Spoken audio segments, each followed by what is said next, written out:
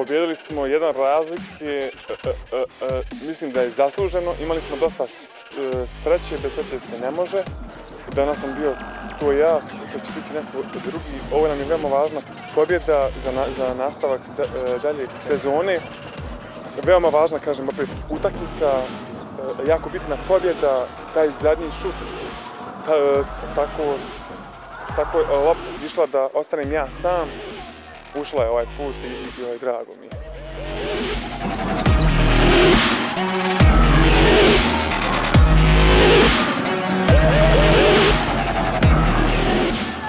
Dve straćene lopti za 18 sekunda, jedna zahođena strela otvorena spod koša, a nezdvihnutie lopty, ktorá sa kotulala na zemi v obrane, myslím si, že 18 sekúnd boli od víťazstva. Bože, a výkon nás teší, výsledok určite nie. Možno v závere nás dobehla tá zúžená užšia rotácia, hlavne obvodových hráčov. Ale myslím, že ľudia videli naozaj kvalitný zápas, celá hala žila, to už som tu dlho nevidel na Interi, takže za to sme radi, ale určite hra nás teší, výsledok nie.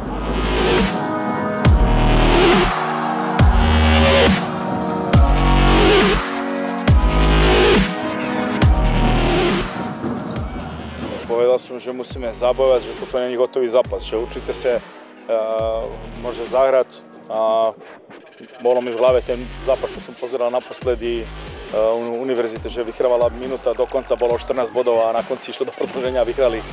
To mi sa akože prešlo cez hlavu, ale takýto moment, ale všetko je možné, basketbal, všeličo je možné. Musí sa zabojovať, musí sa zahrať agresívne a celý čas a potom sa jej premení.